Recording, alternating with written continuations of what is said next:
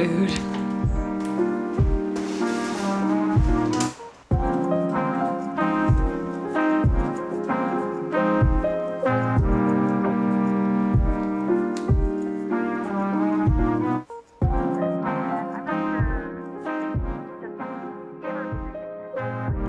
Are y'all okay with just a FaceTime day today? Just FaceTiming all day long. I love chatty vlogs, and I have just a lot of kind of like reset life tasks. It's been such a busy week, and today is my one day with nothing, so I'm like, take in today for myself. I have been thinking about doing this concept for a while, and you know what? I'm biting the bullet. We're doing it today. Today, all day, hanging out, chatting with you guys, talking about all of the things that I normally avoid. I see a lot of recurring comments about some things, and I normally just am like, I don't gotta explain all that. Today I'm explaining all that. Just kind of a walls down purge of talking about all of those types of things. So please know I'm trying my very, very, very best to not come from like a defensive point of view. But I feel like it's been a while. It's been since February since I did my first video back after break, where I feel like I just kind of just laid it all out on the table, and doing that feels really good. So selfishly, we are going to just lay it all out on the table again. Okay, we're gonna ease into it. Start with an easier one. Why don't I bring Max with me on trips? Well, if it's a flying trip, which most of the time it is, I'm just nervous. There's been several times we almost did it. We almost flew with him home to Texas for Christmas. Was it last year? But we found out that all the flights were super delayed, and so we ended up just driving to Texas, and we brought him in the car. And then recently when we went to the lighthouse, I thought maybe I would bring him because we were gonna drive up and then I was gonna fly back. And the flight back was only like an hour and a half. And I was like, that's a great trial. Super last minute though, we had a friend that was like, hey, I would love to come house sit and watch Max. And I was like, okay, you know what? He's gonna be so much safer and more comfortable at home. And so I chickened out, but I'm so glad I did, because my flight that day was delayed 6 hours. I was stuck in the airport for 6 hours. He's at a size to where he can fit into the required carrier, but it's a little tight. And I'm like, is he gonna be miserable in that little carrier for that long? And he's such a homebody that oftentimes I'd much rather pay somebody to stay here. I'm such a protective dog mom that I won't even let him stay at someone else's house, because I get so in my head of, does he think that I gave him up? Does he think that like I am no longer his mom? So I would rather have someone come and stay here where he's with his stuff and his bed. I will pay for that every single time. I do want to try to fly with him at some point. I just get so anxious. I'm an anxious dog mom. I really am. I'm like, here, I know the house is dog proofed. I know the yard is dog proofed. I know he won't be freaked out if I like leave him alone. I don't know. I just get anxious. But I do want to try to fly with him once to see how he does, because I would obviously love to bring him. I just get anxious that he'll get anxious. I do have midday Pilates today, so I'm just getting dressed in a workout outfit, but I can't decide if this top is giving Minnie Mouse. I don't know. As soon as I made that correlation, this top kind of gave me the ick a little bit, I'm not gonna lie. Next question. This one is very much behind the scenes of like the business perspective of what I do, and feels really vulnerable to talk about, but a comment that I see a lot is, why don't you still work with insert brand here, like Seed? Why don't you still work with Seed? You love Seed. And I do. I still use them every day. I stand behind them full-heartedly. But the way it works is a brand will give you an opportunity for a campaign, and they have an ROI goal, or like a return on investment. They want to hit a certain number of conversions before they will offer you another campaign. And oftentimes it's like 3 to 4 times what they've paid you. So just for easy numbers, if a brand pays me $100, they want to see $300 to $400 in sales, and they track that using like my link and my code to see how many sales are generated. And then they'll come back and they'll offer me another one. There are some brands that the promotions that they offer every single time is focused on new customer acquisition. So they're really focused on people that have never signed up, never been a customer of the brand. And it's like, sign up and get this discount off your first month. And usually those convert well the first time or two. But for me and my vlogs, new people aren't really finding my vlogs in like big numbers. So if you have seen that promotion and are interested, you probably would sign up in the first couple times that you see it. But then after some time, it's like everybody that was interested has already probably signed up. Then it just doesn't make sense for the brand to continue to utilize the same audience if they're focused on new customer acquisition. It makes more sense for them to shift their spending to a brand new creator with a completely different audience who maybe has never heard of Seed before. You know, it's always heartbreaking when that happens. It's like your best friend moving to another state where you're like, I love you, you're my best friend, I really don't want you to move, but I understand that that's life and that it's better for you, and so we'll keep in contact even if we don't see each other all the time. That's how it feels. And that leads me to another conversation that feels so weird to be transparent with you guys about, but I'm trying in this video to just say everything. It feels like that audio that, ooh, is this illegal? Ooh, this feels illegal. One of the brands that I am obsessed with is Thrive Market. Thrive Market is one of those brands that always offers new customer acquisition promotions. I love them so much. I love them so much. And I've been able to work with them on and off pretty consistently for years now, but like buy my own boxes and all this sort of thing. And because it is a new customer acquisition promotion every time, and because my audience is like pretty consistent, it just hasn't been making as much sense for them to continue to work with me. But basically, me and my team have just kept following up because of how much I love them, and they're basically giving me one more go to see if there's any residual people on my channel that have been interested and haven't signed up yet. We did it, fam. I got one more slot with them, and it is in today's video. I love them so much. So, for example, the promotion that Thrive Market gives me is 30% off your first order, but then they also give you a free gift. So it's nice that they give a couple things, but I'm gonna have my link down below in case you are someone that has never tried them out. I actually was trying to convince my mom why it's such a good idea for her to sign up, because she does not live near any like nice grocery store. The closest one to her is probably an hour away. And so she'll drive an hour to go get all of her like specialty snacks and stuff. And I'm like, mother, you could have a Thrive Market membership, which for me is $5 a month when I pay for the whole year. And they have all of my favorite snacks, but cheaper. This order, I saved $51 and something cents as opposed to getting it at the store. It was delivered to me for free in a couple days. Something else too about their membership fee that's really cool is if you don't make back your membership fee in savings by the end of the year, they refund you the difference. So it's kind of like there's not a lot to lose, you know? So quick haul, rapid fire, trying to get more fiber, trying some new pastas, 20 grams of protein, 15 grams of fiber. Had to stock up on my bone broth. It's been a minute and I've been missing it. These are the hair ties I use every day. Just was running low on them. These are the best because they're super stretchy. I got some Kid Go macros to switch it up. Have a little smaller snack. Sometimes I'll eat half a bar, so it's like, it's nice that those are prepackaged. Chomps. I love my chomps. I also love my Hibbies. These taste like Doritos, but they're so much better for you. I want to start using raw honey in my smoothies. So I got this whole huge thing. Their brand, their Thrive Market brand, is great pricing. Got more of my favorite little zesty olive packs. Oh, got more essential oil. Got avocado oil spray. This is great for high heat cooking. And then I got more dish soap.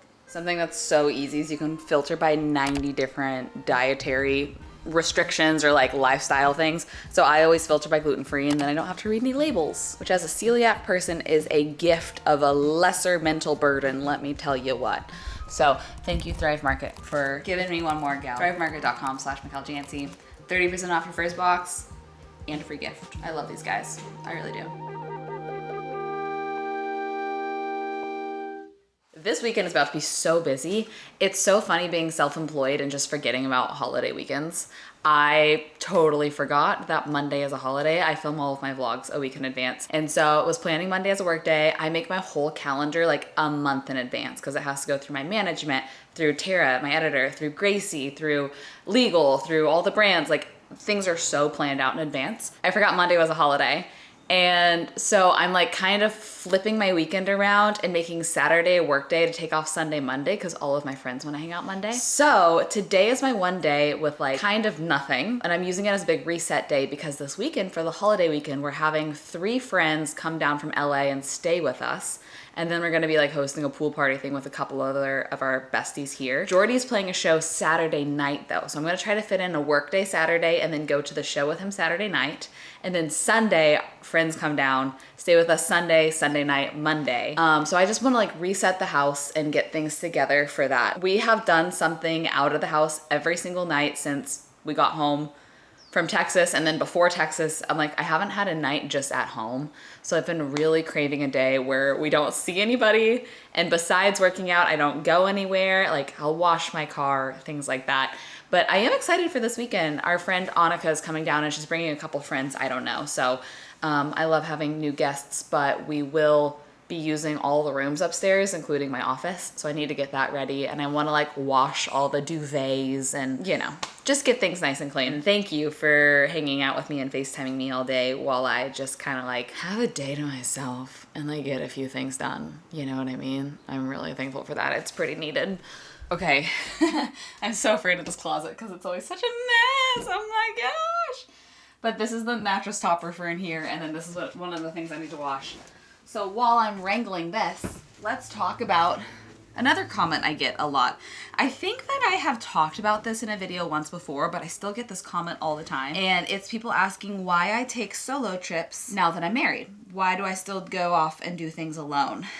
You know, short answer is, for me, I think it's really healthy and something that I love. I have, I think, probably codependent tendencies, and I think that that has led me to unhealthy places in the past. So in this season of life, while I have the ability, like no kids and flexibility in my work and my schedule, while I have the ability to do things like that, I am going to take advantage of it. I think getting off on my own and adventuring and exploring is kind of when I learn the most about myself. It's also when I kind of feel like I like heal parts of me that exist to please others, because when I am on a trip by myself, I feel like I have full, complete control and am just simply doing what I want. But I do think at one point I would love to take a solo trip unplugged.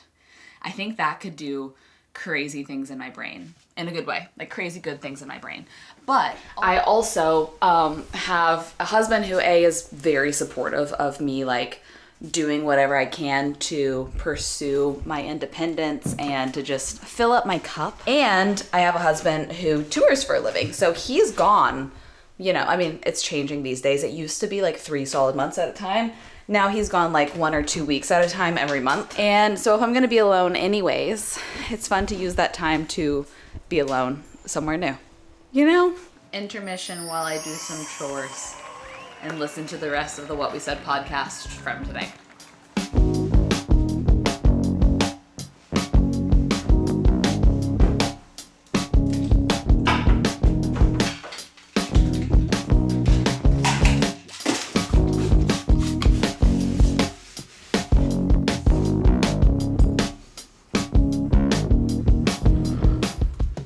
FaceTiming continue as I fold a bit of laundry.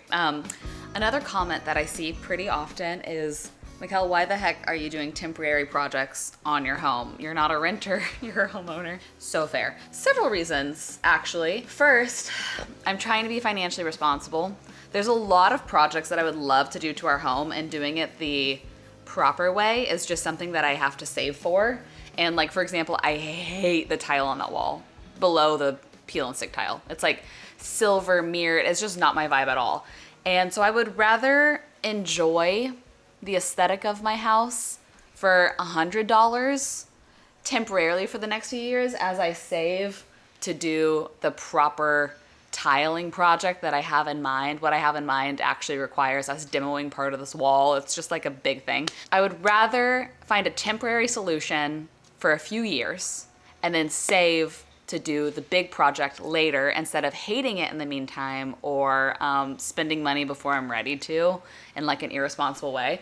But also, my vibe changes a lot. So it's fun to like try something that is temporary without the pressure of me hating it in a year or two. But then also, I hope it's helpful for me to test out things like these tiles for people that are also renting. And I hope it's like helpful, accessible content. With my content, I try to like bring little like tips or tricks or hacks or DIYs that are realistic for people. So in my mind, I'm like, not only is this a great temporary solution for me while I save to do the real thing down the line, but also I kind of see myself as someone that it's my job to test things out and figure out what is actually worth it or not. Because I saw videos of these tiles forever and I was like, are those actually, do they look real in real life, or is this good marketing? Like, will I buy them and hate them? So I'll be the one to test it out. and tell people if I think it's worth it or not. You know what I mean? So that's kind of why.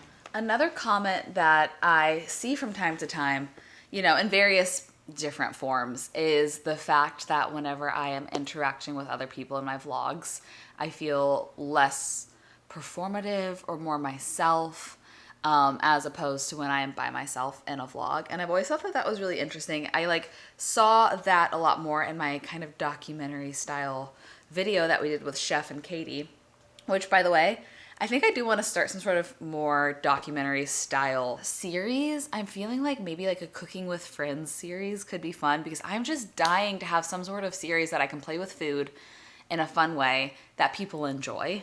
And I keep cycling through ideas and none of them have been like really felt right or hit. I'm getting distracted. That's a different conversation. There is a different side of me that you see when I'm interacting with people versus just me talking to the camera. And I think what it is when I'm by myself, I'm only interacting with my brain. When I'm with other people, they might say something that like surprises me or is unexpected. Like one comment I saw was someone said, "I don't think I've ever seen you genuinely laugh before this video." And I think the reason for that is if I say something funny in a vlog, it is coming from my own brain. It's not gonna catch me off guard. If I'm interacting with someone else and they say something really funny that I did not expect them to say, that's gonna be a different type of laugh, you know? And then I realized that when I am by myself in vlogs, I think I am genuinely being myself. Like I don't feel like I am being performative at all, but it's just a different side of me that is like, I guess, a little more thoughtful, because I'm having to think about every single thing I'm saying. I'm not reacting to something that someone else said or answering a question that someone else asked me. It's like a little bit more premeditated. I will say being called performative is something that always hurts my feelings, if I'm being frank. I'm not trying ever to be performative, but at the end of the day, like, essentially my job is having to think through eloquently putting things into words and having to think through making sure a video is entertaining from start to finish. And so with that, there's a lot of forethought. I guess this isn't like a question I have to answer. I'm just addressing comments I usually avoid. So there's me addressing that one. But I do really think I want to start a series where I bring friends on and we cook something together. And like, depending on the friends' proficiency in the kitchen, maybe it's a challenge. Like maybe we each get $20 and we have to go to the store and we each cook a $20 meal. Or maybe if they're a little less confident in the kitchen, it can be more of a let's cook this one dish together and like we'll figure it out together. I'll hold your hand. There's no competition aspect of it. So yeah, I don't know. I'm kind of playing around with some ideas like that. Obviously, if a video is in that style, it is so much more expensive to produce because I have an extra employee that I am paying, a camera op, as opposed to me just filming something selfie style. And then also it's a lot more footage to sort through, so then the edit of it becomes more expensive as well. And then the concept isn't proven to where a brand would necessarily want to sponsor it, because who knows how it would perform. There's some more behind the scenes that you probably didn't ask for, but I like documentary me too, baby. We'll see what happens with that.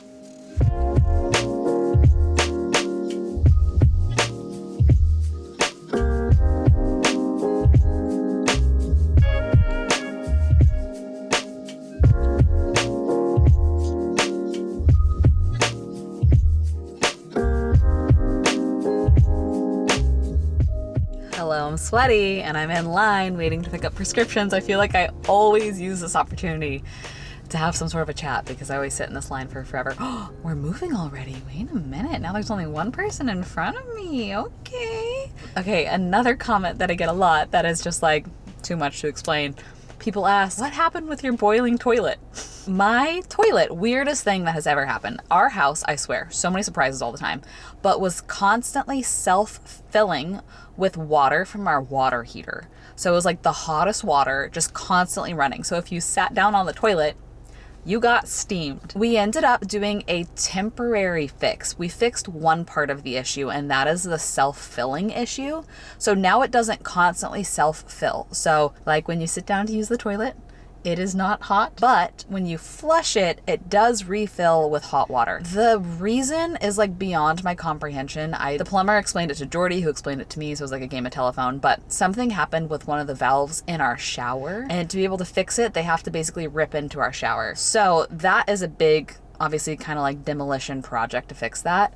So since the issue is not as continuous now, we're going to deal with that down the line because that's an expensive thing to do. And I also want to get a couple more opinions because we only had one plumber tell us that. And I'm like, what if it's not as complicated as this guy says it is? I just want to get a couple other opinions before we rip up our bathroom. But our shower does have some cracks in it. And I've always been nervous about the like, is that going to get moldy? So down the line anyways, I was like, it might be nice to get the shower retiled because there's 3 different cracks in our shower. So file that under house projects that we want to do, but we're pacing ourselves because if we did it all, it would be expensive. It's my turn. Wow. Janse, Janse. Got it. But yeah, all that to say, it's definitely something that we still need to get to, and I will get to it eventually. I've been procrastinating it, to be honest, to be so for real, because I don't want to know how much it will actually cost if that is the only solution. We'll see. We'll see when we get to it. How about we address a few other things while I open whatever this is. This just showed up. PR from a brand I don't know of, Paris 64. There's a lot of questions on my thrift and gifts on if I would consider doing a home thrift and gift, like things instead of clothes. I would love to do that. My hesitation is already with shipping clothes. It's normally between like $60 and $100 to ship. So I am nervous about the weight and size limitations of shipping home things. But perhaps I could thrift for someone local and like just drop it at their doorstep. I don't know if that's weird though, but I would love to do that. I just feel like it is so limited that would I even get a really good haul if I had to just only get tiny things that could be shipped in a box, you know what I mean? But I'm open to it. I just haven't figured out the logistics of that yet. Another question I get is, why are there so many ad breaks in your videos? Great question. We actually go through before a video goes live. Me and Gracie, she helps me do this. This is like glued shut.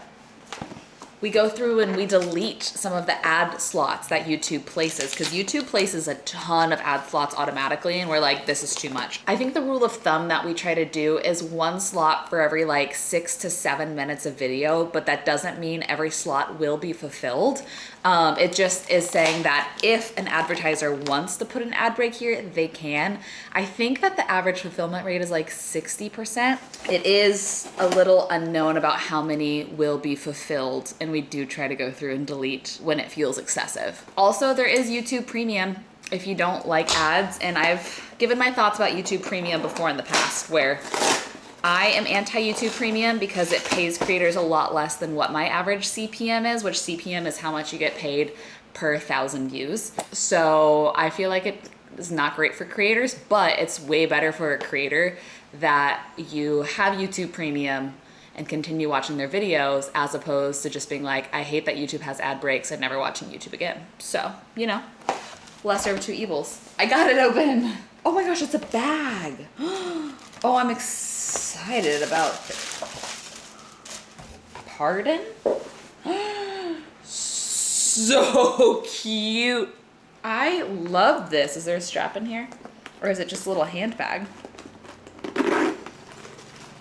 There's a strap. Wow, this is so nice. Made in Spain. What a surprise. I'm spoiled. Wow. Thank you so much to Paris 64. I actually dressed up last night for a friend's birthday and that would have been the perfect addition to that outfit. I'll just have to outfit repeat. I only have a couple left, and to be honest, I saved the ones that might get me in the most hot water for last. Let's just do them. This I have talked about before. I talked about it in my first videos back, like kind of more podcasty interview videos when I came back after my break. Oftentimes I will get asked, why don't I talk about like politics more often or things happening in the world, etc., etc. I decided actually so long ago, like I think it was probably 2018, 2019, that I just was not going to be a channel that talked about things like that often, just because I feel like there are so many places that you can get information and opinions on all things like political and whatever that might be, and I don't need to also be that. Like there's so many people more qualified and eloquent And sometimes it can feel like those types of conversations are everywhere. And I really want it to be a bit of a, not like lighthearted necessarily, because I also will talk about things going in on my life, like happening in my world that aren't lighthearted, but just kind of like an escape from that. I think that those conversations are very important to be had, and I stick with having those conversations in my real life and not on my channel. That's something that I decided 6-7 years ago and have stuck to. And also I've had to come to terms with I can't be every type of content at once. Sometimes I try to be. This is a different conversation even outside of just political things, but sometimes I try to be, you know, the escapism, super lighthearted content, and then other times I try to be like the vulnerable, relatable content, and other times and I'm like, I can't be it all. I can ebb and flow, but it's hard to kind of come to terms with that sometimes, that I can't be every type of content at once for everybody. And I actually think that that is a great thing for me to recognize, in a sense. I'm outside because all of our sparkling waters have been in the outdoor cooler since we had a pool party, and I've been too lazy to move them inside, but that means they're no longer cold.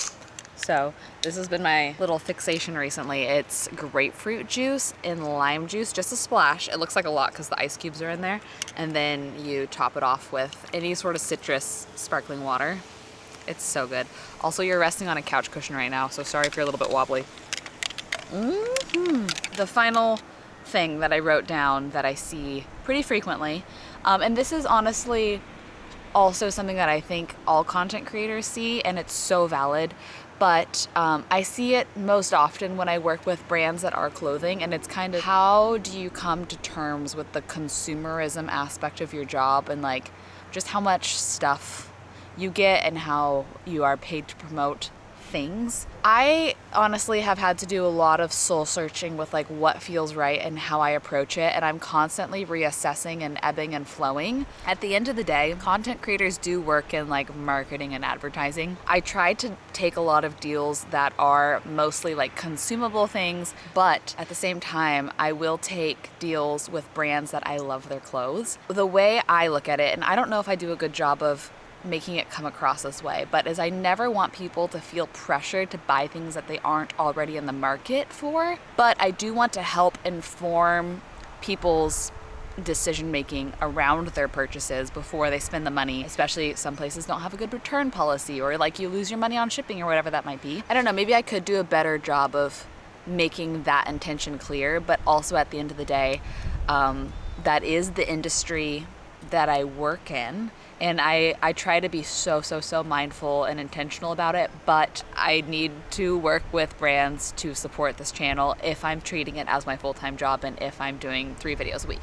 I could always get a different job and cut back on this channel and do 1 video a week and probably edit it myself, and it would be fine. It just wouldn't be as good or as much. So, you know, it's a weird thing though. It's a weird thing to like take a step back and assess the ethics of it, how you feel about it, and how you're going to approach it. But at the end of the day, it's like I will continue to try to do the best that I can while also working in this industry. And I'm not gonna lie, I do like nice things. Like I do like hunting for the perfect blank, because then also I will fixate on the perfect blank and wear it every single day, like you see me do with my favorite cardigan or my favorite undershirts or my favorite leggings or whatever. As soon as I find the perfect fill in the blank, I will buy it in 3 or 4 colors so that I can live in it every single day, and then once a week do laundry and have it be fresh again. Like that is kind of something that I do fixate on as a person anyway, so I think it goes hand in hand with my job well. I hope to cut through the bad things and recommend the good things and be a trusted source for that. But at the end of the day, also, I'm just a girl. Like, I have no credentials. I'm just a girl with picky taste that focuses on sensory things a lot and has trouble buying pants and loves a good supplement or snack or treat. Well, guys, it's 3 p.m. and I decided around this time is when I would transition from all of my errand and physical tasks to all of my digital virtual tasks and have myself a little work night when I let myself tan, marinate, and I just sit and I do this and I get all ready to go for the weekend. But I'm starting a whole new vlog tomorrow on Saturday, and then I'll carry it through a little bit Sunday, Monday, and then I'll finish it off Tuesday because that's when the flooring is being installed. So that's like a big fun day of a vlog. I actually need to follow up with him. I always get anxious that they'll change their plans. Thank you for having a very chatty FaceTime type of video with me today. I like to mix it up. Like I said, there can't be every type of content for everybody. I know some people like really action-packed vlogs with like a ton of activity, out of the house, visual things. Other people love chatty vlogs and don't want too many montages and just want to like turn it on in the background and listen and not have to actively watch too much. So I also try to be really intentional about swapping between each type of vlog to try to give everybody a little bit of something, but I can't give everybody everything. You get it, I don't have to keep talking about it. Yet again, thank you to Thrift Market for giving me one last go. But I'll have my link and my code down below, thrifmarket.com/MichelJanse. If you've never signed up before, maybe you're the rare one out there that has been like, you know what, I've been wanting to give it a try, then this is the thing for you. It'll get you 30% off your first box and also a free gift. So pretty good, pretty good. I love y'all. I hope you have the best rest of your day, and I will see you tomorrow for me and in like 2 days for you. Okay, bye.